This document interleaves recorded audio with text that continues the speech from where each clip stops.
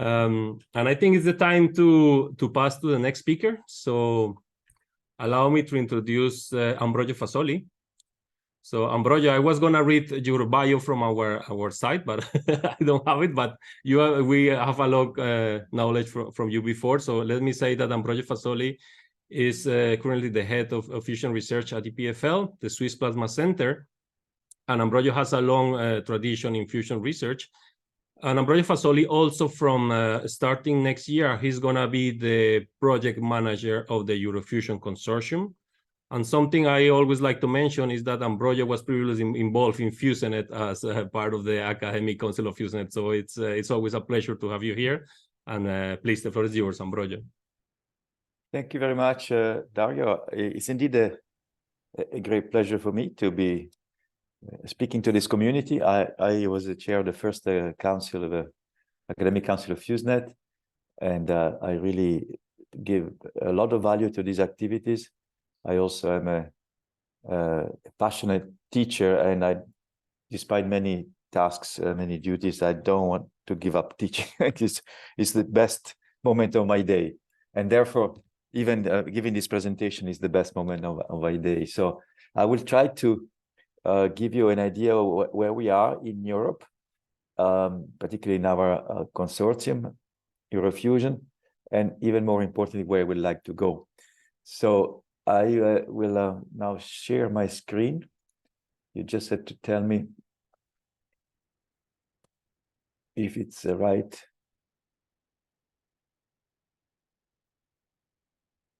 Screen, or if I should swap displays.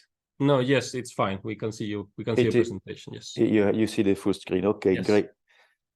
So once more, thank you very much for this opportunity. I will try to give you some ideas about the recent progress and, as I said, our plans in the EUROfusion program. So I don't want to bore you to death with the European structure for fusion, but I think it's nice that all of you know what are the main elements of this structure, who are the major stakeholders for the activity in fusion in Europe. So we have our reference is the European Commission, so that's the government of Europe, which gives us money.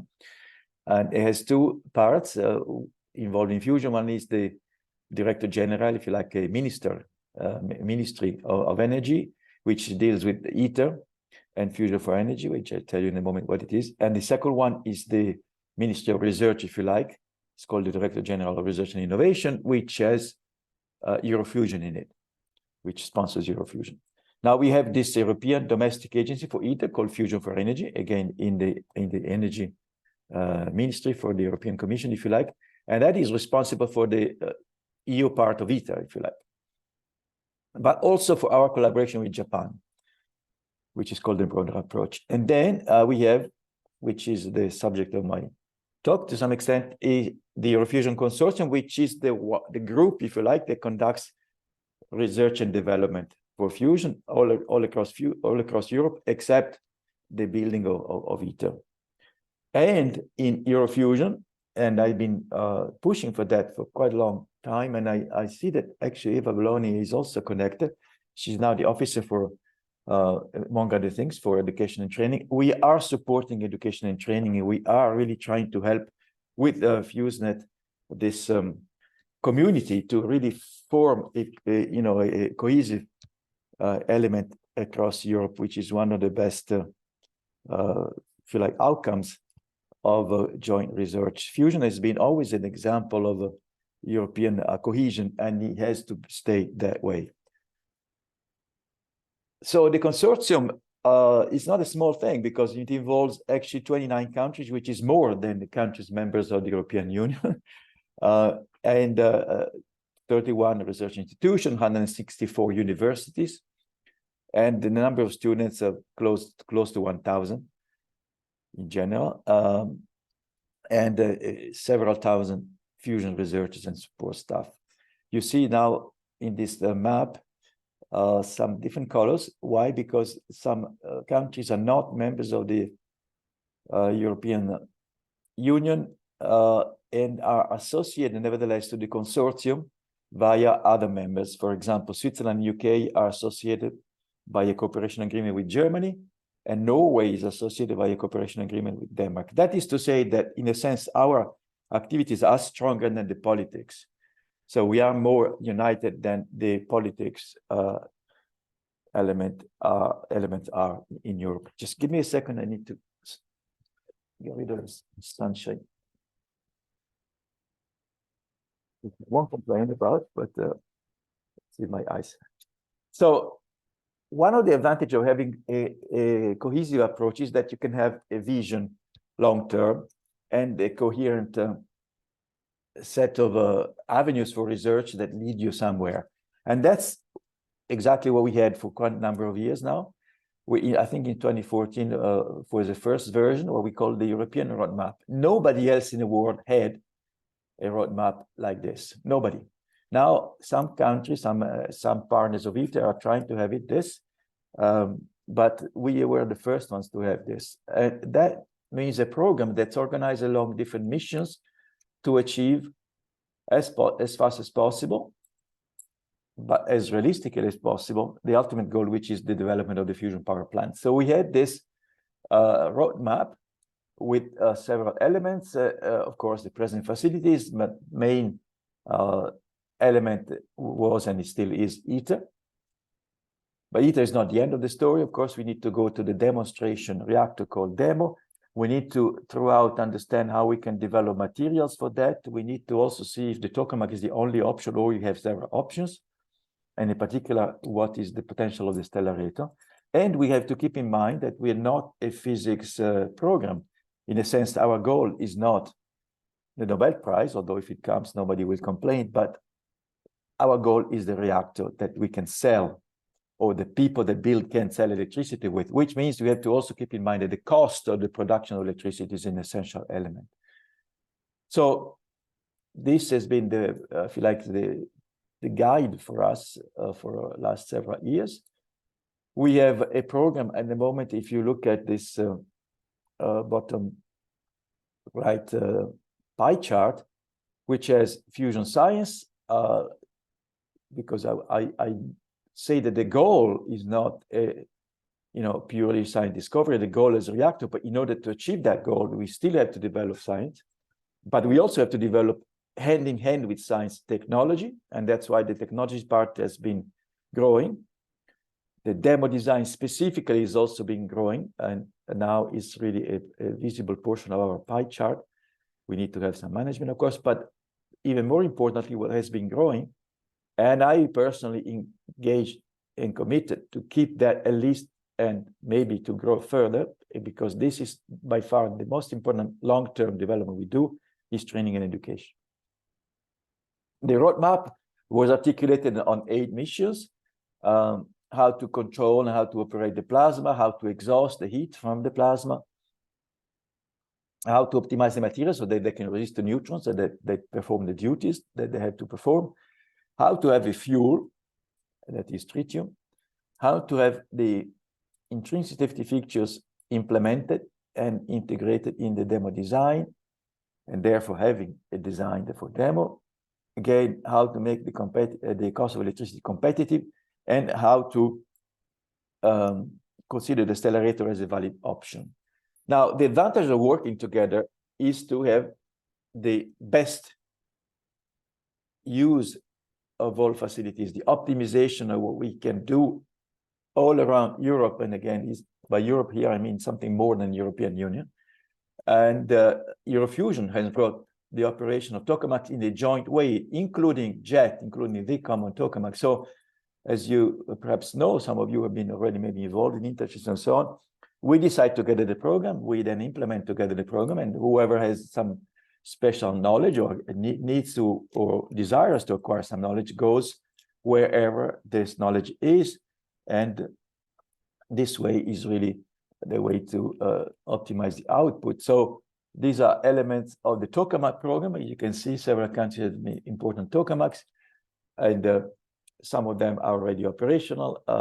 Actually, most of them, except Kotpas and Grain and DTT, are still under development. JT6 is about, which is in Japan. Now I put it here because it's actually partly European facilities. is about to start operations, whereas JET, which is producing immense amounts of results, is about to stop operations. So you see the present, past, and future here. Now we look at the different tokamaks also in terms of how do they, progressively scale up to the reactor. This is one example of a demo representation of the cross-section of the plasma. It's not necessarily this big, but we are looking at that from a European point of view in a realistic way, because people, they say we can make a demo. Maybe they haven't taken the class 101 in plasma physics and fusion, but okay. We all want to make it compact. We also all want to make it work and to make it self-sustainable in terms of treatment. So this is a vision that we have in the moment, but I'm not making this very point here. I just want to say that we need to understand how to operate these plasmas, and to understand how to operate the plasma, of course, the best thing is to operate other plasma, and that's what we're doing with these European facilities, trying to integrate the core, the edge, and the further out region in the plasma called the scrape-off layer, which have to be at the same time providing a core performance in terms of fusion reactivity, but also performance in terms of how we exhaust power and particles at the edge of the plasma, and how we're not impinging too much on the walls. So we need to see how we can obtain regimes that do not have some sort of violent edge eruptions, which we call edge localized modes or ELMs. We need to find ways to mitigate these sudden collapses of the plasma called disruptions, and also the very fast runaways are issued by those when the plasma suddenly disappear, but the electricity still is there. How we can make plasmas last long, and how we can confine not only the bulk of the plasma, but also the non-thermal components that are so crucial, because they're the ones that heat the plasma, both from outside, additional heating that we inject from outside, and from the intrinsic fusion reactions. So we also need to optimize in all ways, physics and technology, the system that we use to heat the plasma and to drive the current. And last but not least, we need to understand how to tame the interaction of the neutrons with the materials, because they may lead to a lot of problems. So we need to demonstrate these so-called plasma scenarios. These are ways to achieve a certain plasma configuration.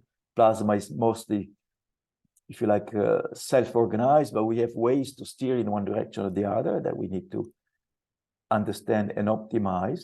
And by doing that, we can increase the success margin for ITER and satisfy the requirements for demo. So I give you some examples of what we are already doing in these lines, and then I will discuss how we attacking the future developments in Europe, taking into account the changing landscape in fusion around us, changing in a positive sense, because there's a lot of interest for fusion at the moment and a lot of potential capitals as well.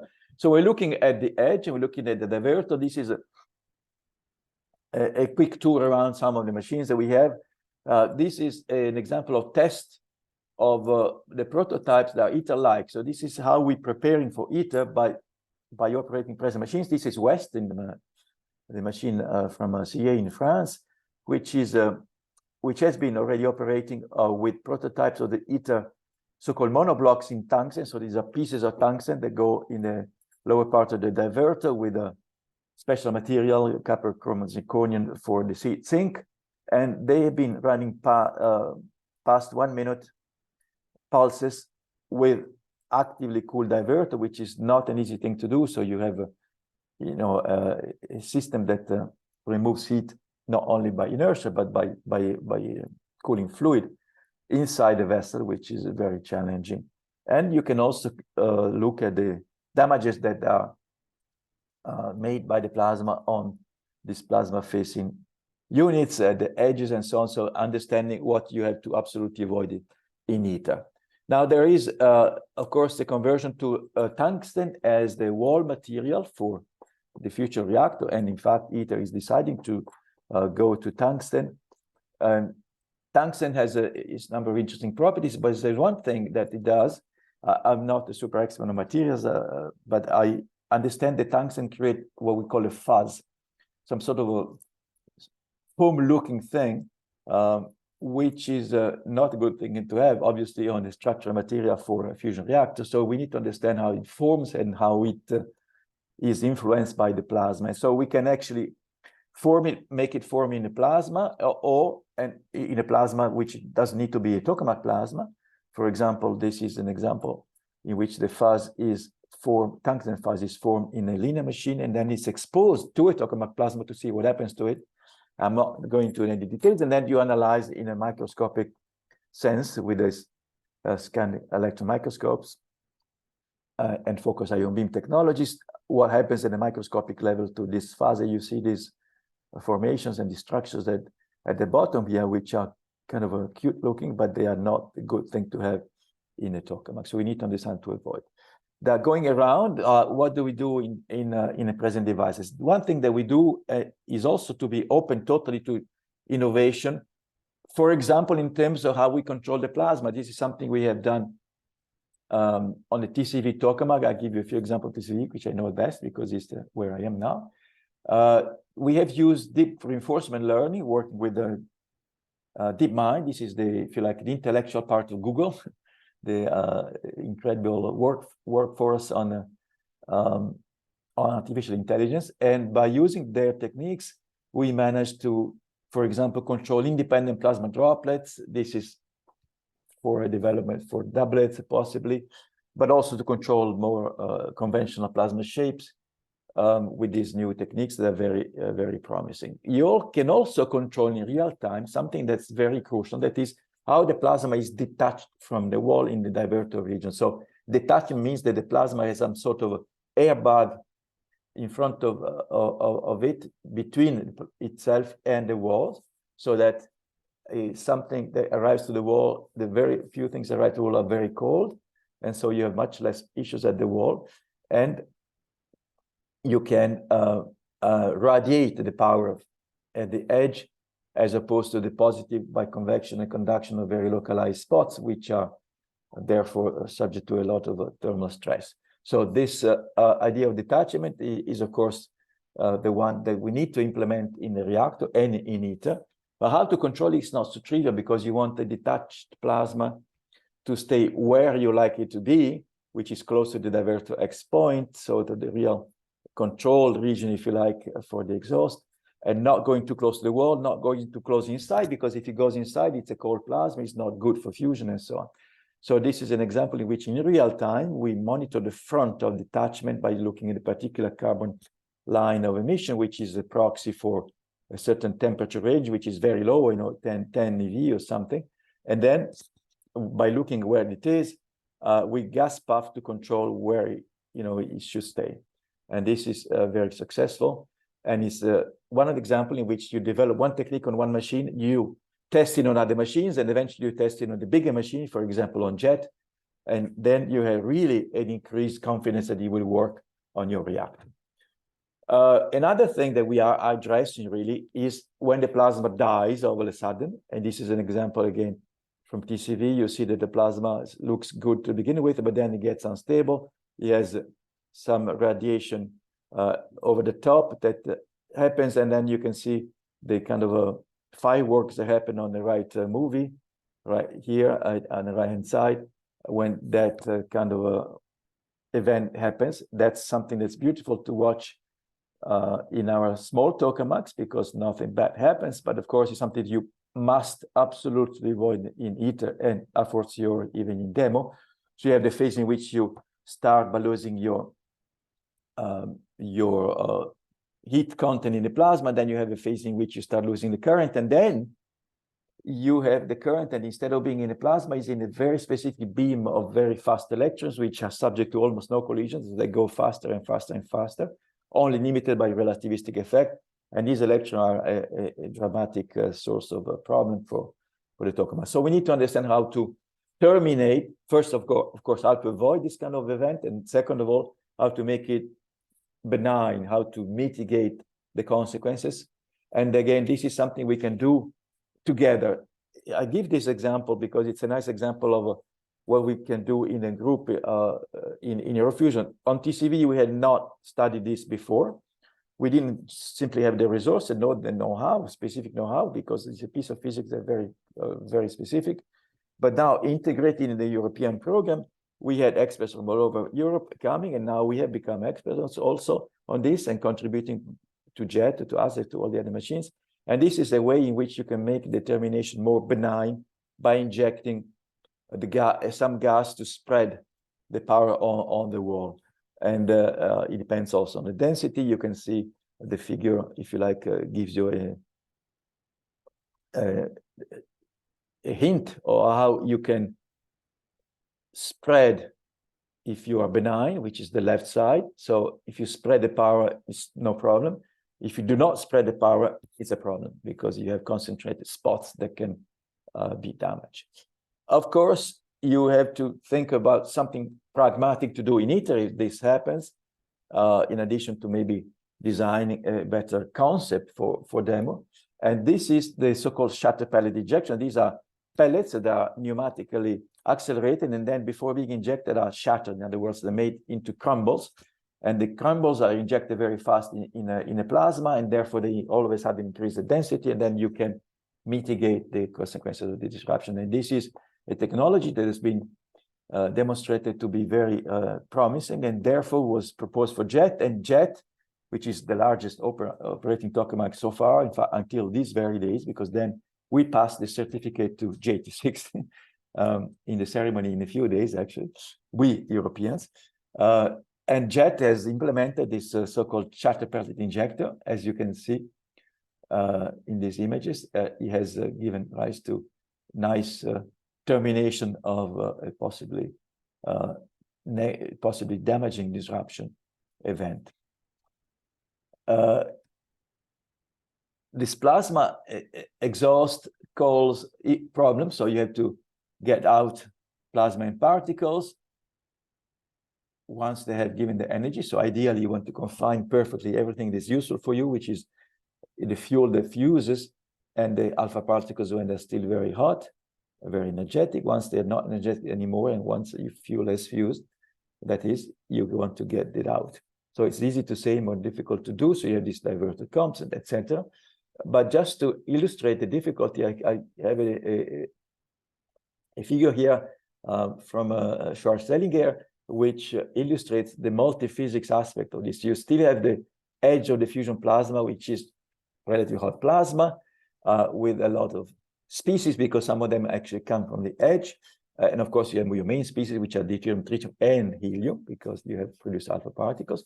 Then you have the diverter part of the plasma, where you can start having atomic physics, and therefore you have all sorts of effects related also to the interaction with atoms. And then you go on the cooling structure when you have to worry about what the neutrons do to it, because you have this huge flux of very high energy neutrons. So this diverter region is crucial. It's also crucial to have this diverter detachment, as I mentioned before.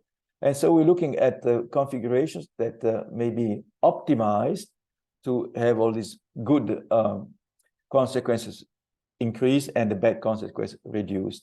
An example of this configuration is one of the prerogatives of Mastam grade, the machine UKA, so in UK, is to have this so-called Super X diverter. We have all these names for the diverters, so we like fancy names, but don't be put off by that. This is just the diverter which has a very nice long leg, if you like, with a further expansion of the cold plasma region at the bottom here. And he has already shown that it does what people have predicted that they should do, and why people have invested in constructing such a diverter. That is, it reduces the flux of heat in the diverter region by a factor of 10. And it also reduces the requirements for the detachment to happen. So makes it easy for the detachment to happen. Still, we may have this violent eruption at the edge. What do we do about them? Well, we can mitigate these ELMs by other perturbations that we inject from outside, or we can say, okay, let's try to find a regime of plasma. So one of these self-organized modes of the plasma that does not have ELMs to begin with, at least not these violent ELMs, which are, you know, what we call a type 1 ELM regime. This is horrible jargon, I know, but it means you have a plasma that's relatively quiet for a while, and all of a sudden it has a big eruption. It's like trying to pile snow on a very steep slope. You pile it, or it's all very nice and calm, and then all of a sudden the snow cannot be put anymore on such a steep slope, and boom, it collapses on an avalanche. So these avalanches are the elms, and these elms are no good. So we're trying to have regimes that have no elms at all.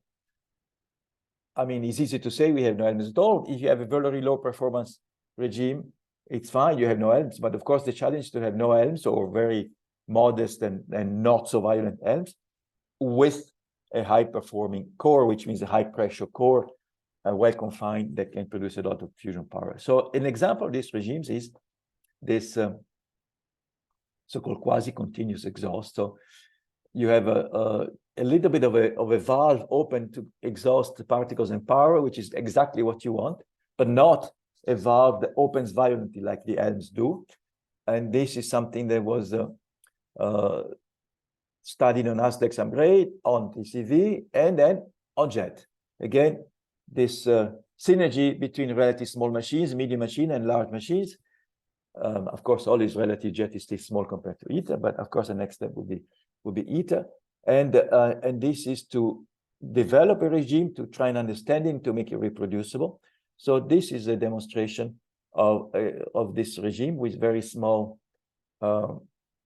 elms that come with no violent, if you like, eruptions.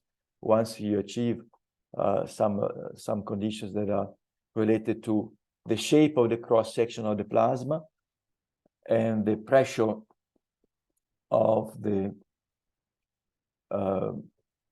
gas that you puff in, and therefore the pressure of the plasma you create in the vicinity of the separatrix, which is the line that separates the confined plasma from the unconfined plasma.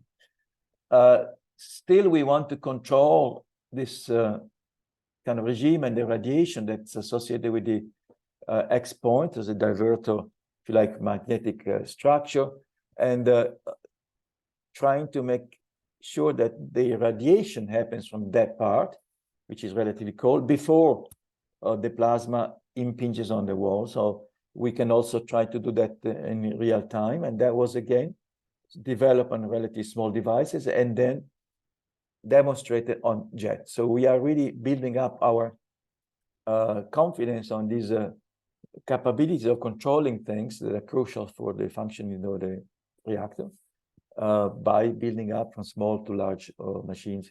The technology, the physics idea, first of all, then the technology. For example, here is the movement of this front that's tracked by a bolometry diagnostic in real time, and then the implementation of the actuators, which are essentially seeding small amounts of noble gases from a valve. So all of these combinations have been tested in different machines and optimized. So we can have detachment, we can control where it happens, we can control where the power is dissipated by radiation. This seems like an excellent situation to transform to a power plant scenario. I see there's a, okay, there was a point in the chat. As you know, we are ending the DT3 campaign at JET after DT2, so there's been a lot of wonderful results. I don't want to take credit for these results, so I will not show any, almost any result here. I'm sure other speakers and I'm sure other occasions would be more suitable for you to hear about all of these wonderful results. I just give a couple of examples. This is something that's also close to my personal research interest, the fast ion physics studies in JET. Of course, in DT, you have the fast ions, that is the alpha particles that are produced by fusion reactions. And there's been a very nice observation that they are there where they have to be. So, you know, in theory, we can do on a blackboard that is the drawing of where the fast ions should be. But this is the measurement. It's a measurement based on a gamma ray measurement with tomographic inversion. So these are the confined alphas that we want. These are the most important particles for us. Do they drive instabilities or not? So that's just to say that this has been studied. There are instabilities that are being driven.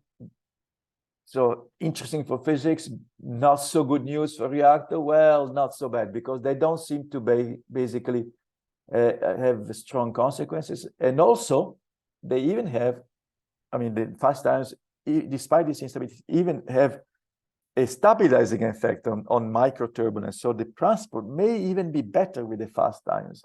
Plasma physics is very complex. Not so often we have good surprises. This is one of them potentially. And we can see also here all kind of the zoo of waves that we now understand perfectly well what they are. So much so that we can even actively draw. I just point this out because this is an antenna I have built personally when I was just a little less younger than you on jet, and it's still operating now, driving waves of low amplitude to understand the physics of their interaction with the fast ions. And I cannot speak of jet DT without, of course, showing the fusion energy record. And when I speak to the media and so on, I just underline one element, and I like to underline, because I love sports. When you beat a record in sports, you know, when people beat a record in sports, I never beat a record myself. You know, if you have 100 meters, I don't know, you go from 982 over 100 meters running to 979, and that's already nice amelioration of the record. Where we beat a record of fusion energy by a factor of 3 or something. So this is an unbelievable prowess, because not only were we approaching the fusion power that we had in DT1 several years ago, and I had the pleasure of being in the control room in those days, 97, but we have beaten the fusion energy in a pulse by a big factor. And this is very important also because it was done with relevant wall materials, which was not the case before we had carbon a long time ago. So that's very important, as it is very important, and this is maybe speaking to physicists more than to the press, that we really are matching the expectations of the modeling, because that is the way that we can have confidence that we are doing the right thing. So the data really fit in the modeling, if you like, prediction with error bars that were done before actually taking the data. So as I said, a plethora of results from JET DT2 and DT3 are about to come out. Now, EUROfusion has put together the tokamak community. I have given an example of what we did with tokamaks, but also the stellarator community, actually. And that stellarator community has, of course, a flagship in Wednesday 7X. We had a record energy turnaround of more than 1 gigajoule in a plasma, with all the upgrades that have been commissioned, and they are ready to operate with actively cooled diverter inside the plasma. So this was also something that brought a lot of attention to fusion. Now, these are plots of this 100 seconds or 480 seconds discharges with either detached or attached edge. The plots are extremely boring because that's what we want. I mean, our goal is to have a plasma that's calm and doesn't produce fireworks at all. So that's good that is working. We'd also have a lot of linear devices. So these are devices that simulate aspects of, for example, a plasma interaction with the walls without the need of being tokamaks, without the need of the complexity of tokamaks. And I give an example of one of them, which is Magnum PSI at Differ in the Netherlands. And that is capable of providing a heat load to the materials. And therefore, you can test not only how to monitor this heat load, but how the materials can withstand that heat load. And they've done for 18 hours or so an exposure of the materials to the plasma by 20 megawatts per square meter, and that is equivalent to 1 full power era meter. So it's pretty amazing that you can do this on a relatively simple linear device. Now, we also simulate and predict and develop theory, and in EUROfusion we have integrated this effort around the continent so that we have advanced computing hubs, 5 of them, 5 like strategical locations where the super codes and high-performing codes are optimized, and also the ways to develop the codes are developed themselves, and that brings a lot of new momentum in the development of the simulation. Just give you an example of having a code that simulates the particle trajectories, in particular the suprathermal particle trajectory, which now this code is now being ported to advanced high-performance computing architecture. So you can see where the particles go and so on in ITER, for example, or in demo, much faster than you could do before having this optimization for HPC. So also this effort has brought together mathematical departments, I guess, with physics, with engineering, with data scientists and visualization scientists and so on. So it's really transdisciplinary effort that has brought a lot of new blood in this area as well, all around across Europe. We are looking at demo. We're looking at demo, and we have already done a pre-design activity and what we call a gate review. So a group of experts from all over the world come and say, okay, this is you're doing right, this you maybe need to change a little bit, and so on. So we had an exercise in which we have identified what the potential is for demo and also what the gaps are that we still need to address. And I give you just some highlights of these gaps here, and maybe I should then move to the future. So the main elements that we think we still need to do, and now these are our general elements, so that it doesn't say that we are almost done, but we know what they are, and we are actually pretty focused on those. And this would be, in my opinion, what you should also focus for your future studies on. And this is a summary of them. So we need to know how to breed tritium in an effective way, how to extract the power from the tokamak or stellarator, because it's easy to write down the reaction that breeds tritium, of course, is the neutron plus lithium-6, etc. But in practice, the technological part of this tritium breeding is very difficult. How to do it in an effective way so that you can generate tritium for your own machine and for the whole fusion economy, and how to do it with a thermodynamic efficient process so that you can extract heat and make electricity efficiently, and so on and so forth. That's absolutely non-trivial. As it is absolutely non-trivial to have the materials that withstand the neutron flux without being damaged too much. And neutrons have this effect in the high energy neutrons of creating voids in the materials, of creating also transmutation reactors, so you can have bubbles of helium or hydrogen inside the material that are terrible for the structure of the material. It's like having a bike pump that inflates your metal with an incredible pressure, and so the materials get distorted. So this is something you need to understand how to avoid or limit the consequences of. And that's difficult because you need to have the neutrons that make these damages in order to test experimentally your theories and to optimize the metals or the materials in general that you use. And that source is the nuclear reactor, fusion nuclear reactor itself, and which you don't have yet. So we need to have ways to simulate these neutrons. And one way is by the IFMIF-TONES facility, which is being built, and that is based on accelerating deuterons on the lithium target so that you can produce neutrons that have a spectrum of energy similar to those that are produced by fusion, and therefore you can irradiate a sample and see what happens to it, except that this sample that you can irradiate, even with a big accelerator doing all of this job, is a half a liter or something, so it's like a small bottle, and that is giving you information for a cathedral, and extracting the information from a small bottle so that it's relevant to a cathedral is not a small affair. You have to then, going on the open gaps that we have, understand how you can optimize the performance of the divertor. As I say, power exhaust and extraction is a complicated thing. We have to understand how to create, control, and maintain these plasma scenarios that we want. Plasma, again, likes to move in directions that we don't necessarily predict because it's a self-organized system. We need to steer it in the direction we want it to go, with a good integration between core and edge, with the good control of the instabilities, with the good control of the disruptions should they arrive, in fact, possibly avoiding altogether. We still need to assess some elements of safety and waste. We need to make sure that we don't need long-lived, we don't produce long-lived radioactive waste. Otherwise, some of the advantages of fusion are going to disappear to some extent.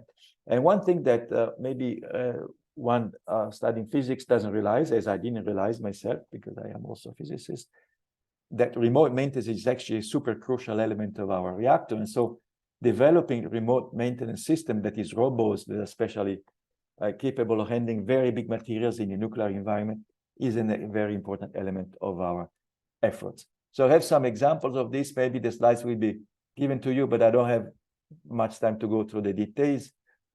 First of all, I just want to highlight one thing, that this EPFL DONES, which is the material testing facility, is happening.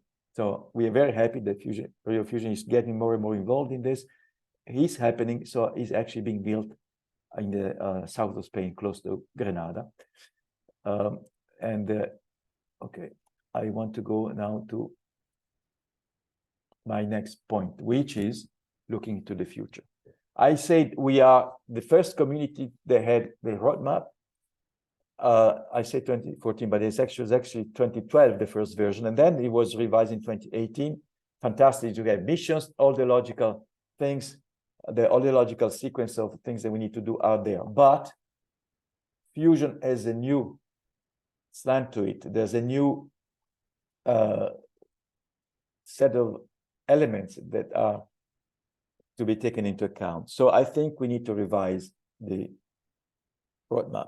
The interest in fusion has grown enormously, and that's thanks to our successes at JET, at Wendenstein, at all the medium-sized tokamaks.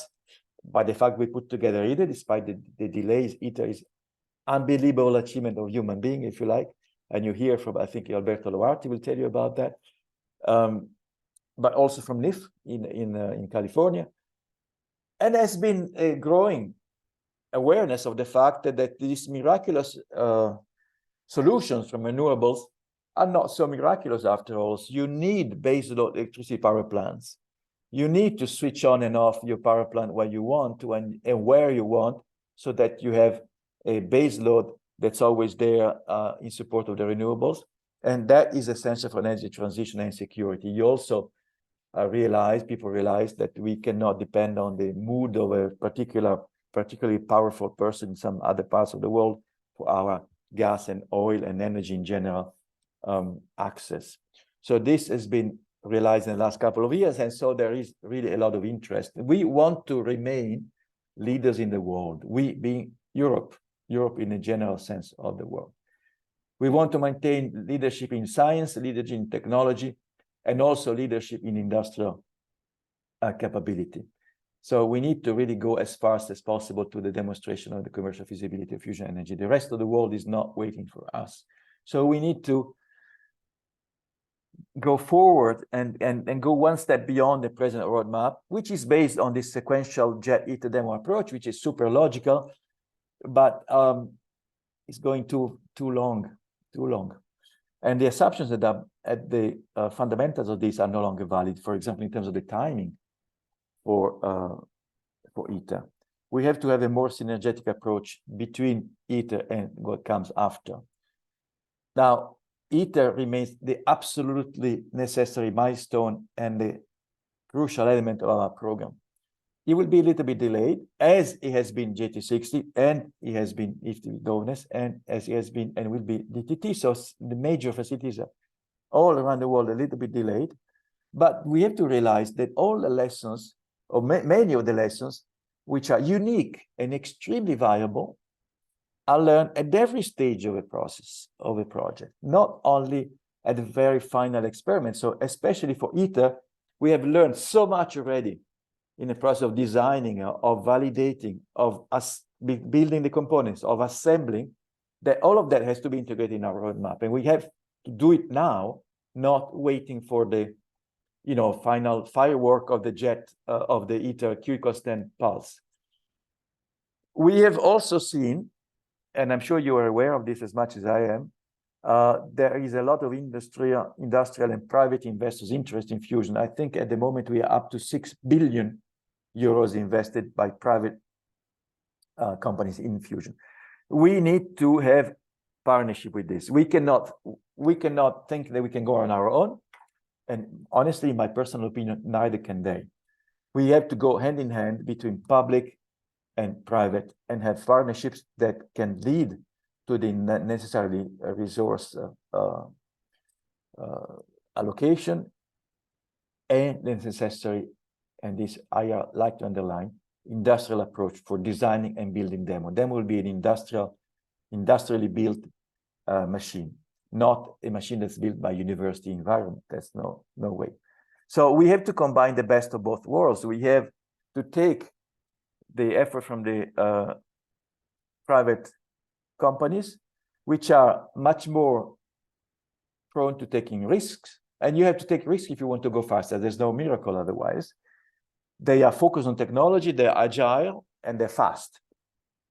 We have to take this part, but we have also to implement our comprehensive and knowledgeable approach, because we have in the European program the competence in all areas pretty much, and we have built them over decades of research. That is something that we are pretty unique on, and the private companies need us, but also we need them. So we have to go together. So we need to define exactly what demo is. We need to focus on the gaps that I mentioned before. We need to find ways to accelerate our approach to demo. And essentially, we need to parallelize activities between ITER and demo. And we need to do it in private partnership. Now, these are the points that are in addition to the specific activities for ITER, which remains the central element of our program, nevertheless. So the message is that ITER is absolutely fundamental, so fundamental that we are learning lessons throughout its life, not just at the end of the construction, or at the end of the commissioning, or at the end of the DT campaign. So what is demo? Demo is something that will put a net electricity output to the grid. How much? We're thinking about 300 to 500 megawatts. And it has to do that with a demonstration of the performance of the key technologies. And this is important, with tolerable failure rates. It's not a physics experiment. It's a demonstration that we can do it, 24 hours a day, 7 days a week, 365 days a year, potentially. So the availability will not be 100%, obviously, because it will be first of a kind, but it will be going in that direction. So few hundred megawatts, self-sufficient fuel cycle. It will support tritium for itself, and it will start producing tritium for others. It has to have a robust plasma operation scenario and a robust plasma power exhaust system. Use intrinsic safety of fusion and use a low impact of waste. And you have to have maintenance systems, most of them based on remote handling, that ensure the availability of the plants. You cannot stop the plant for 2 years because all of a sudden you need to change a little piece of your diverter. And therefore you have to have accessibility. So these are elements that normally a physicist doesn't think about, but they are crucial. So we think if you want to go fast, we need to go on the first generation for a tokamak. And we are going fast. What does that mean for us? We don't promise 2 years. That's completely ridiculous. Those that do, I'm sorry, they're not serious. We are promising about 20 years from when we start. So these are already safe. So we have to parallelize. We have to strengthen R&D. We also have to increase the effort in simulation of plasma engineering. So the physics and engineering have to go together, and neither of them are dead. They are still absolutely crucial. We need to see internationally what we can do together. And internationally doesn't mean only with public enterprise, it also means with private enterprises. We have to have a win-win collaboration. We have a lot to offer from Europe, and we have some to get from others. We need to develop and maintain a workforce and manage the knowledge. So we have built an immense amount of knowledge. We need to manage it. How to design ITER, how not to design ITER, how to design demo, how not to design demo, and so on. An element again, is not basic physics that you learn in school, and we have learned in school, but the licensing, which means to find a regulatory framework for fusion, has to be simplified. Because if we're subject to the rules for fission, it takes ages to license a power plant, or even demo, or even ITER, or even any DT experiment. And so that we cannot afford. So we need to go towards a simplified approach to the licensing. For example, UK have done that. For example, US have done that. They treat a fusion plant like an accelerator, not like a fission plant. And as I said already a few times, and I insist, we have to involve industry in the design and in the construction by partnerships with equal weight or with actually important weight from both sides and important leaderships on both sides, not just as an industry, as a provider, we buy from them and that's it. That's not the model that we work for demo. So we need to look at demo. We also need to look even beyond demo, the power plant. Otherwise, we're missing the final target, which is the real commercial power plant. And so we have to look at the alternatives that from the avenues that we're taking now to go as fast as possible to demo. For example, we need to look at the stellarator, more than just a possible, insurance policy, but as a real alternative. We need to look at high temperature superconductors. We need to look at all the innovative technologies or approaches that we can have, advanced structural materials, alternative to water as primary coolant. We probably will not have water as a coolant in a reactor. We probably have water as a coolant in the first phase of demo, because that's what we know how to do, almost. ITER has given lessons to us for demo already, and is giving lessons and will give lessons throughout. This is a crucial, if you like, message that I like to convey. ITER is crucial because it's giving lessons already now, and it's very important that some of you will go to ITER and some of you will circulate around, having all of these exchanges happen actually as swiftly as possible. So we have now a slightly revised vision for the roadmap, not revolutionizing the logical sequence of things because that's been optimized, but realizing that we have to go in parallel a little bit more. And also in parallel between physics and technology, between experimental and the simulations, and with all the devices that we can have. We are undergoing now a facilities review at the European level. So there's a panel of experts who's telling us which big facilities or which medium facilities we need to implement our program, which ones that may be less priority, of high priority, and which ones we need that we don't have, maybe that we need to build. And so we are believing that this is an approach that will help us maintaining cohesion across Europe, which is fundamental, maintaining ITER as the main element of our program, but also going as quickly as possible toward demo all together. All together meaning all the European countries, all the European students together, also means public and private together. And so with that, I will stop because I already said the conclusion, and I'd like to thank you for your attention. And of course, we have a few minutes for questions. I'd like also to highlight this little figure that is not just there to make it look nice. It's really an important message that our community has to be fair, open, committed, and diverse. Thank you very much. Ambrogio, thank you very much for your very comprehensive talk and very descriptive and interesting, I will have to say, for showing all the different aspects of current fusion research in Europe. I would like to open the floor for questions from the students. So there is two ways to do them. Like I mentioned in the chat, you can have a question in the chat, or you can raise your hand, and then we will give you the floor. So I stopped sharing so that I can see you guys. Okay. Thanks. I already see a question in the chat, and the question is there already a timeline for demo? Yes.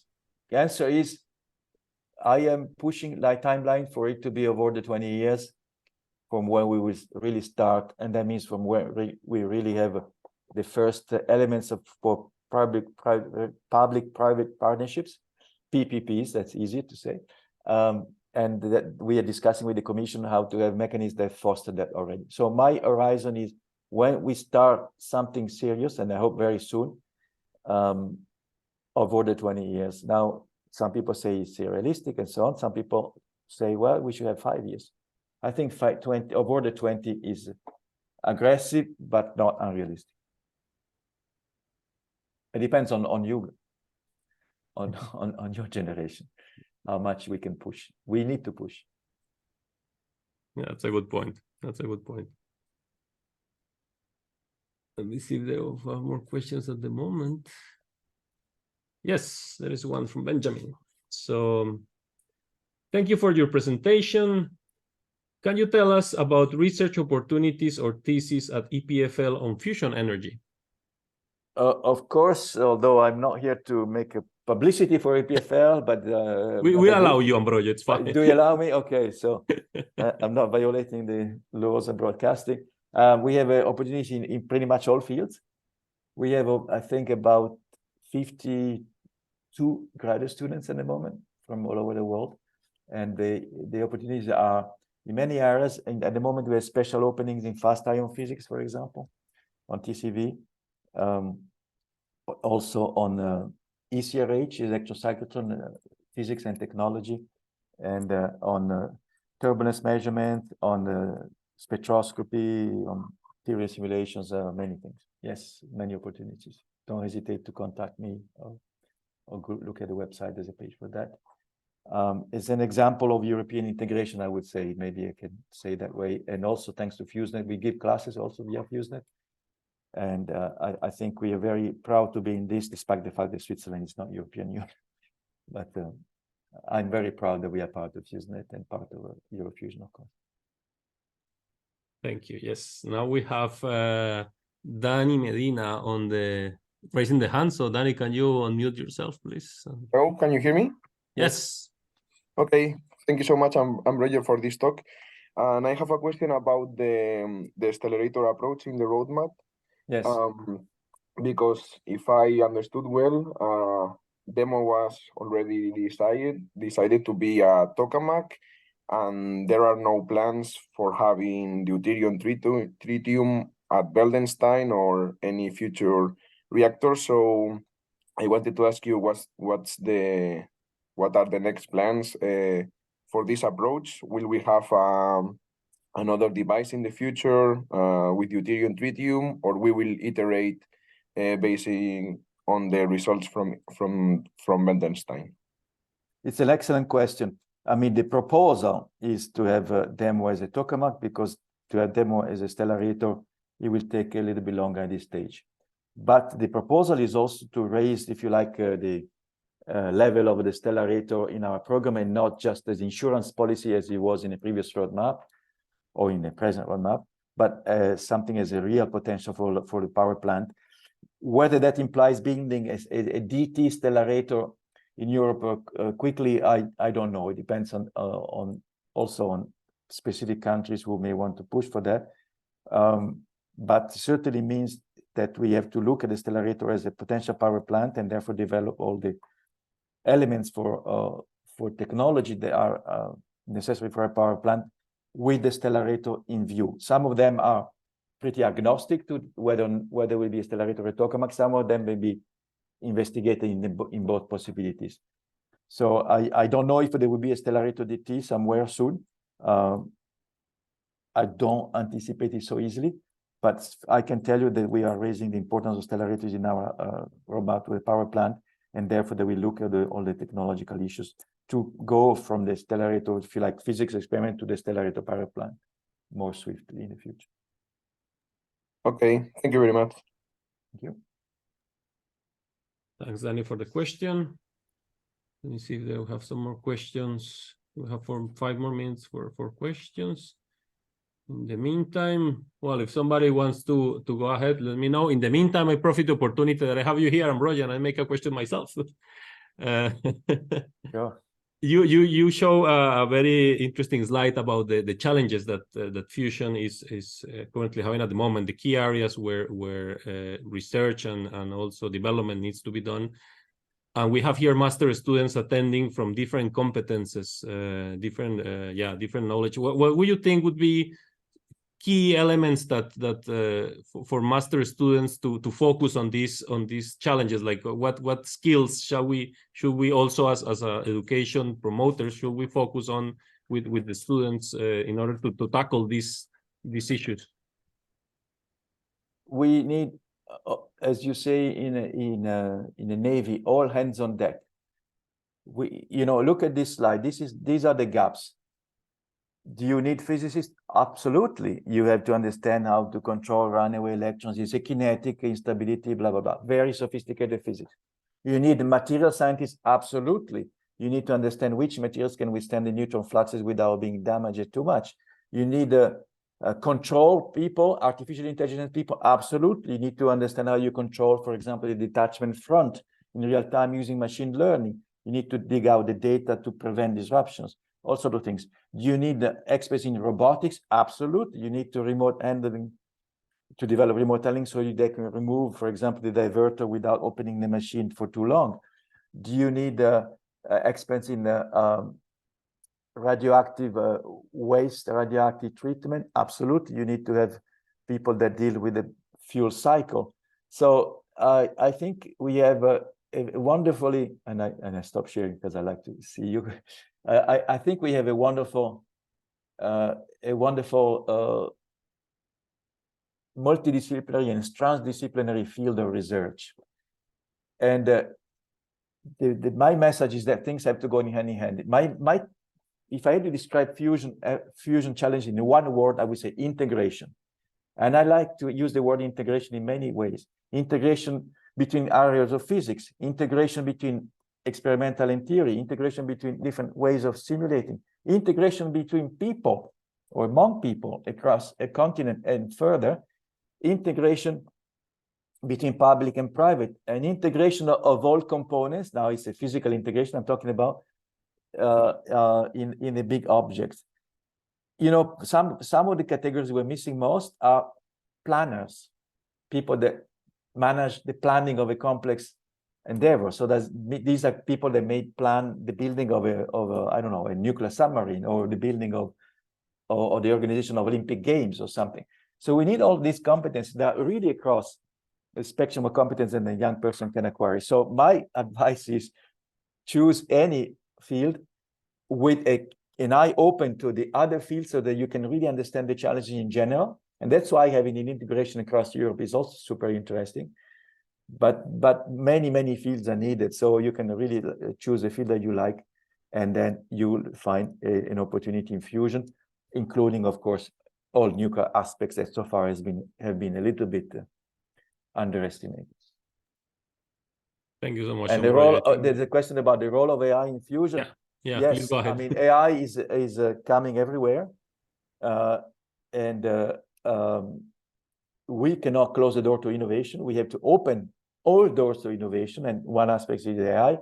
AI can be present in controlling the plasma, as I mentioned already. It has been demonstrated its advantage there already. It can be present in the design of a fusion component, can be present in the transformation of design to manufacturability, for example.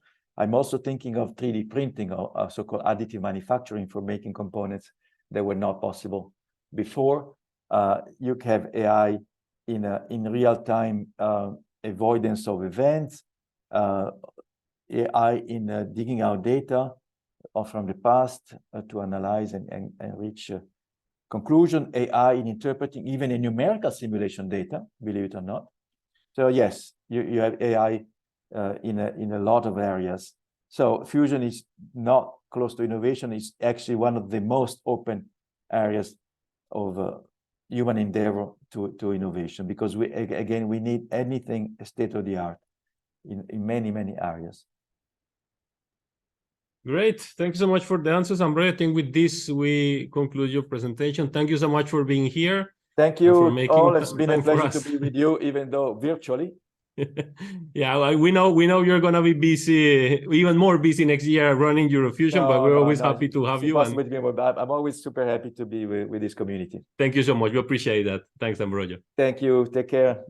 Bye.